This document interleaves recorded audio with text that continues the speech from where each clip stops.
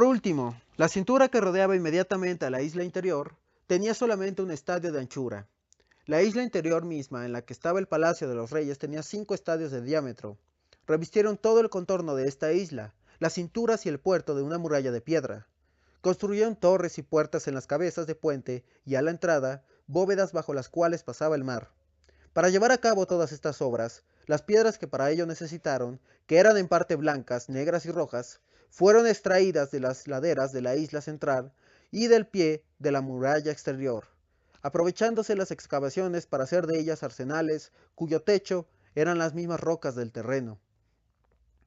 Entre estas construcciones las había sencillas y otras formadas de diversas clases de piedras para recreo de la vista, que ofrecían también toda clase de comodidades. Cubrieron de bronce en toda su extensión, como si se tratara de un barniz, todo el muro de la primera cintura exterior, de estaño el segundo y de cobre aurífero de reflejos de fuego el Acrópolis mismo. Ahora voy a deciros cómo construyeron el Palacio de los Reyes en el interior de la Acrópolis. En medio se alzaba, rodeado de una muralla de oro, el templo consagrado a Cleitos y Neptuno, al cual solo tenían acceso los sacerdotes, el mismo templo en que el dios y la mujer mortal engendraron el linaje de los 10 príncipes. Hasta ese lugar acudían anualmente de las 10 provincias del imperio a ofrecer a las 2 divinidades las primicias de los frutos de la tierra. El templo, propiamente dicho, tenía un estadio de longitud, 3 pledros, de anchura, una altura proporcionada y un aspecto algo bárbaro.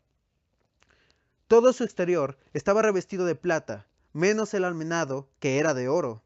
En el interior, la bóveda, toda de marfil, estaba adornada con oro, plata y cobre aurífero.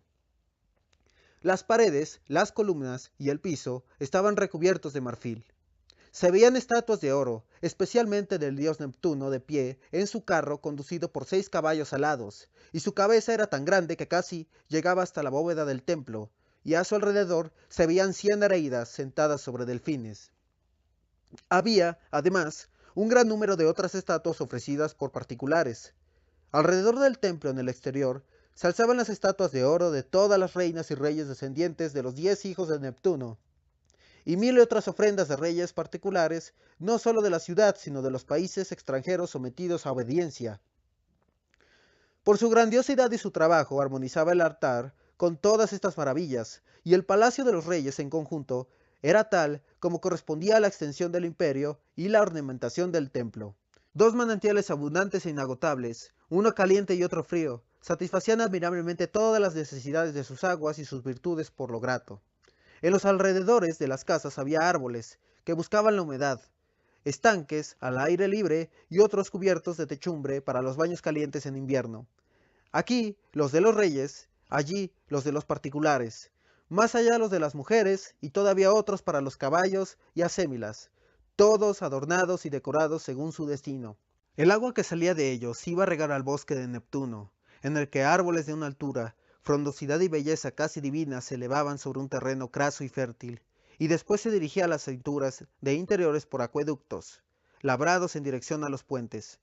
Numerosos templos consagrados a numerosas divinidades, numerosos jardines, gimnasios para los hombres e hipódromos habían sido construidos sobre cada una de las cinturas, que formaban como islas. Sobre todo, en medio de la mayor de estas islas había un hipódromo de un estadio de anchura, y tan largo, que daba la vuelta a toda la isla y proporcionaba una vasta carrera a los caballos y a las luchas. A la derecha e izquierda se hallaban los cuarteles destinados a la mayor parte del ejército. Las tropas que inspiraban más confianza se alojaban en la cintura menor, que era la más inmediata a la Acrópolis, y por último a aquellas de cuya fidelidad se tenía completa seguridad. Se albergaban en la Acrópolis mismo, cerca de los reyes. Las dársenas para las embarcaciones estaban llenas de triremes y de todos los aparejos que éstas reclamaban. Nada faltaba, y todo estaba en un orden perfecto. Ya sabéis cómo estaba todo dispuesto alrededor del palacio de los reyes. Más allá y fuera de los 3 puertos formados por las cinturas de agua, comenzaba en el mar un muro circular que seguía el perímetro de la cintura mayor y el puerto más espacioso a una distancia de 50 estadios, y volvía al mismo punto de partida para formar la desembocadura del canal en el mar. Multitud de casas se apiñaban unas contra otras en este intervalo. El canal y el puerto principal estaban llenos de embarcaciones y comerciantes venidos de todas partes del mundo, y de aquella muchedumbre se escapaban de día y de noche un ruido de voces y un tumulto continuo. Creo haber recordado fielmente lo que la tradición nos ha legado de aquella ciudad y de la antigua morada de los reyes. Ahora debo exponeros lo que la naturaleza hizo por el resto del país y lo que el arte añadió para su embellecimiento. Desde el principio se dijo que el suelo estaba muy elevado sobre el nivel del mar, y los bordes de la isla cortados a pico, que alrededor de la ciudad se extendía una llanura, y que ésta misma estaba rodeada de un circuito de montañas que se prolongaban hasta el mar, que esta llanura era lisa y uniforme, oblonga, teniendo de un lado 3000 estadios y del mar al centro más de 2000. Esta parte de la isla es la que miraba al mediodía, y no tenía nada que temer de los vientos del norte. Se ponderaban las montañas que le formaban una cintura, sin iguales, hoy día por su número, grandiosidad y belleza. Encerraban ricas y populosas aldeas, ríos, lagos, praderas en que animales salvajes y domésticos encontraban abundante alimentación, y numerosos y vastos bosques, en los que las artes hallaban toda especie de materiales para todo género de obras. Así era aquella llanura gracias a la magnificencia de la naturaleza y a los trabajos de un gran número de reyes durante un largo lapso de tiempo. Tenía la forma de un rectángulo alargado, y si en algún paraje se apartaba de dicha forma, se había corregido esta irregularidad al trazar el foso que la rodeaba. En cuanto a la profundidad, anchura y longitud de este foso, cuesta trabajo creer lo que de sus dimensiones se refiere, porque se trata de un trabajo hecho por la mano del hombre, cuando se lo compara con otras obras del mismo género. Mas así, y todo, os repetiré lo que oí decir. Lo cavaron en una profundidad de un pledro. Tenía un estadio de anchura, y trazado alrededor de la llanura, su longitud no tenía menos de 10 estadios. En él desembocaban todos los cursos de agua que se precipitaban desde las montañas. Sus dos extremidades llegaban a la ciudad, y desde allí iba a desaguar el mar. Del borde superior de ese foso partían trincheras de 100 pies de anchura que cortaban en línea recta la llanura y se unían al mismo foso en la proximidad del mar. Distaban unas de otras 100 estadios, para transportar por agua a la ciudad las maderas de las montañas y los diversos productos de cada estación. Se hacía hecho que las diversas trincheras se comunicaran entre sí y con la ciudad por canales transversales. Tenéis que saber que la tierra producía 2 cosechas al año, porque estaba regada en invierno por las lluvias de Júpiter y fecundada en verano por el agua de las trincheras. El número de soldados que en disposición de manejar las armas tenía que proporcionar a los habitantes del llano se había fijado del modo siguiente. Cada división territorial debía elegir un jefe, y había 60.000 de estas divisiones de una extensión de 100 estadios. De los habitantes de las montañas y de otras partes del país, dice la tradición que su número era infinito, y fueron distribuidos según las localidades o pueblos en divisiones análogas teniendo cada una un jefe. Este tenía que proporcionar en tiempo de guerra la sexta parte de un carro de guerra, de manera que hubiera 10.000, 2 caballos con sus jinetes, un tiro de 2 caballos sin carro, un combatiente armado de un pequeño escudo y un jinete para conducir 2 caballos, 2 infantes con armamento pesado, 2 arqueros y 2 honderos, 3 soldados armados a la ligera, 3 con piedras y 3 con jabalinas, y 4 marinos por división para maniobrar en una flota de 1200 embarcaciones.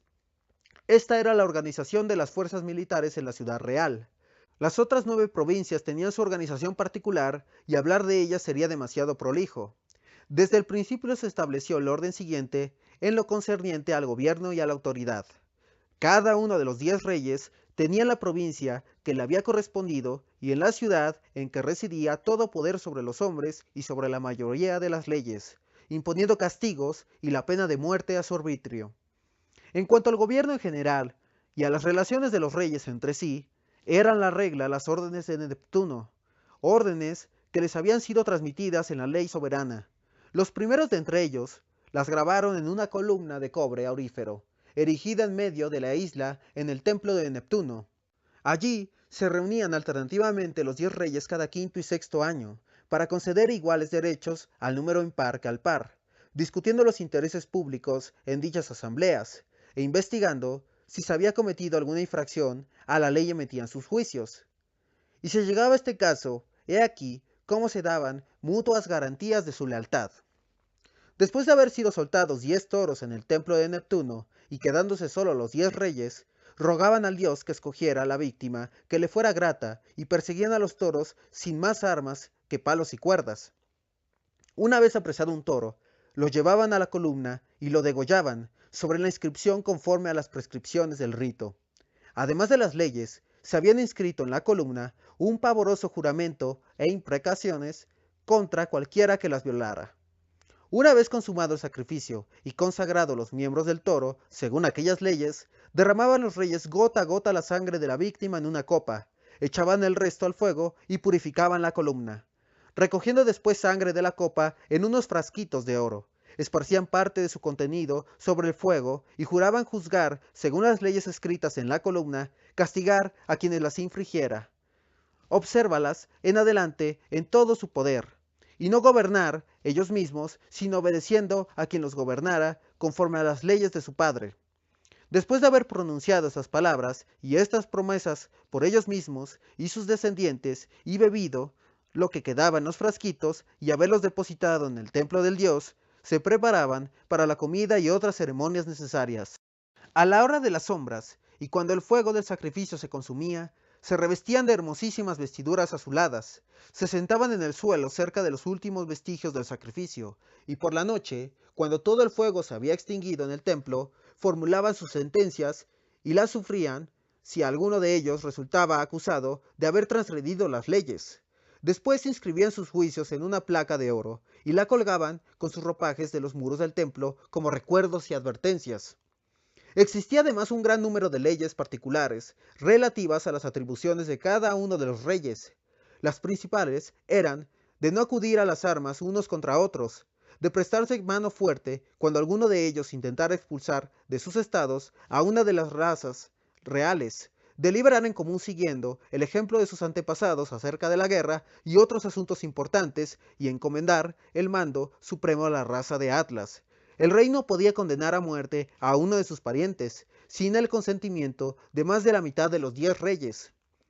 Tal era el formidable poder que se estableció en remotos tiempos en esta comarca, y que la divinidad, según la tradición, volvió contra nuestro país por el motivo siguiente. Durante muchas generaciones, mientras conservaron alguna cosa de la naturaleza del dios de donde habían procedido, obedecieron los habitantes de la Atlántida a las leyes que habían recibido, y honraron el principio divino que constituía su parentesco. Pensaban, conforme a la verdad, y muy generosamente, mostrándose llenos de moderación y sabiduría en todas las circunstancias, lo mismo que en sus recíprocas relaciones. Por esto, miraban con desprecio todo lo que no era la virtud, daban poca importancia a los bienes presentes y llevaban como una pesada carga natural el oro, las riquezas y las ventajas de la fortuna. Lejos de dejarse embriagar por los placeres, de abdicar el gobierno de sí mismos en manos de la fortuna y de convertirse en juguetes de las pasiones y del error, sabían comprender que todos los otros bienes se incrementan por la virtud y que al contrario, cuando se les percibe con demasiado celo y ardor, perecen, y con ellos la virtud. Todo el tiempo que los habitantes de la Atlántida razonaron así y conservaron la naturaleza divina de la que habían participado, todo les salió a medida de sus deseos, como ya hemos dicho. Pero cuando la esencia divina se fue debilitando en ellos por su continua mezcla con la naturaleza mortal, cuando la humanidad se les impuso, entonces, impotentes para sobrellevar la prosperidad presente, degeneraron. Los que supieron ver comprendieron que se habían vuelto malos y que habían perdido el más preciado de los bienes, y aquellos que eran incapaces de ver lo que hace la vida feliz, juzgaron que habían llegado a la cumbre de la virtud y de la dicha en el tiempo que habían estado poseídos de la loca pasión de acrecentar sus riquezas y su poderío.